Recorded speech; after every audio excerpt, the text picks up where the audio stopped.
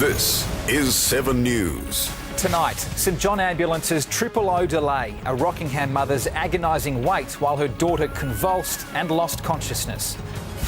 A Perth father's fight against synthetic drugs after his 16-year-old son died in a balcony fall. And 2 little girls in a terrifying abduction attempt in our southwest. From the studios of 7 Perth, Blake Johnson. Good evening. We start tonight with a Rockingham mother's agonising night. She claims she was on the phone for an ambulance for almost half an hour while her drug-affected daughter convulsed and struggled to breathe. St John Ambulance has admitted to technical difficulties that caused delays for emergency callers over a 5-hour period. Amelia Brune reports. A Perth father is on a mission to save our children from the scourge of synthetic drugs. Rod Bridge has released confronting photographs of his son Preston in hospital after a balcony fall which later killed him. Rod believes the 16-year-old took synthetic LSD bought on the internet. Now he's furious at claims the website can't be shut down. A warning for families living or holidaying in our southwest tonight after an attempted child abduction in Margaret River. Police are hunting 2 men they say tried to drag a 10-year-old girl into a car. One of the men was wearing only underwear. A 40-year-old man was killed in a trail bike crash in Girraween overnight. Police say the rider was not wearing a helmet and there were no lights on the motorbike when it hit a curb and crashed on Montage Avenue. When you're riding without a helmet, without lighting and it's unregistered, it becomes a lot more dangerous. The man suffered serious head injuries. Nearby residents tried to resuscitate him, but he died at the scene. Premier Colin Barnett has announced a $1.3 billion deal that would see an end to all native title claims across Perth and the southwest. If Nyungar groups agree, the native title claim will be the most significant in Australian history. At least 25 people have been killed in street clashes between supporters of Egypt's ousted president and his opponents. Mohammed Morsi's Muslim Brotherhood had called for a Friday of rage, with political turmoil now engulfing the country. Police suspect a car that crashed into a Beachborough house last night was earlier involved in a hit and run. They're still searching for the driver of the Commodore that ploughed into a bedroom about 11:15 last night. No one inside the home was injured. Police say they believe the same car was driven into a 30-year-old man in the car park of Beach's Tavern 15 minutes earlier. He wasn't seriously injured. Still to come after the break, Kevin Rudd's rock star reception while the Coalition returns fire over asylum seeker boats.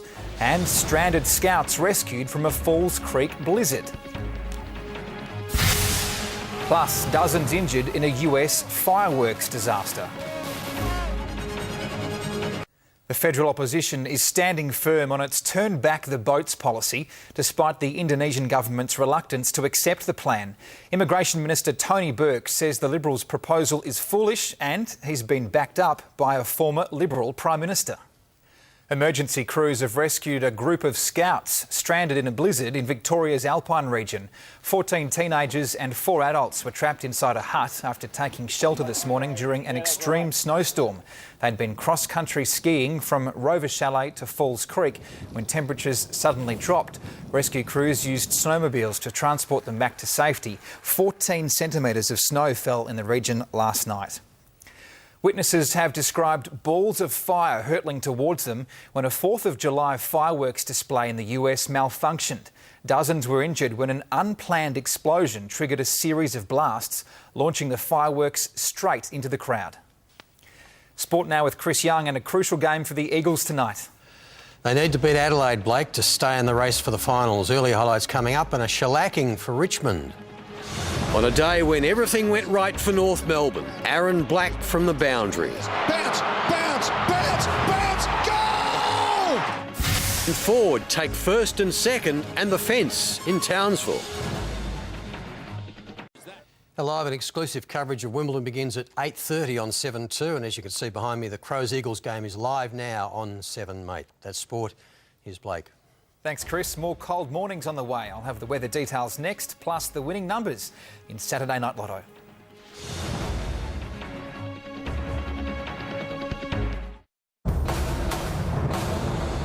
Now, Fuel Watch, Perth's petrol prices, brought to you by Fuel Watch and 7 News.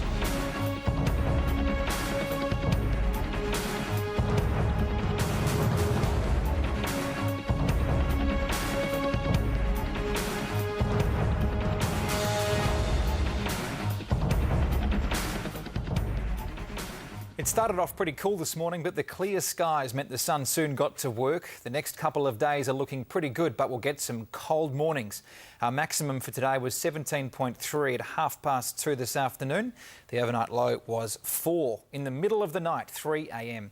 Right now it's 12.6 and the wind is southeasterly at 9 kilometres an hour. On the chart, a ridge of high pressure sits over southern parts for the next few days, with showers expected in coastal areas. A mid-level disturbance is likely to provide showers and possible thunderstorms across the northern goldfields and eastern Gascoyne into tomorrow. Around the state, sunny and warm in the Kimberley, temperatures in the low 30s, sunny in Kalgoorlie but down to 3 overnight. Even colder in Bunbury, 1 tomorrow morning. A shower or 2 in Albany with a top of 15. Across the country, into the negative in Canberra tonight. A shower or 2 in Melbourne and Hobart, fine in Sydney and Brisbane. On local waters, southeasterly winds at 15 to 20 knots, tending easterly before dawn, and the seas will be below 1 metre.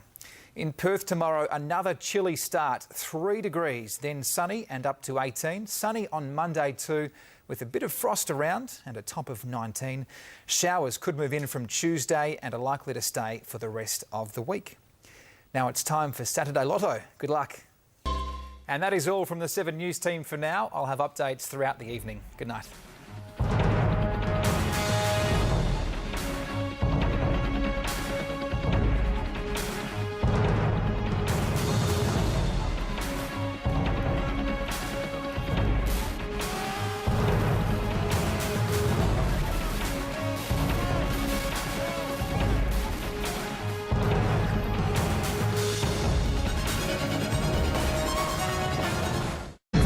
Seven News, the pulse of Perth.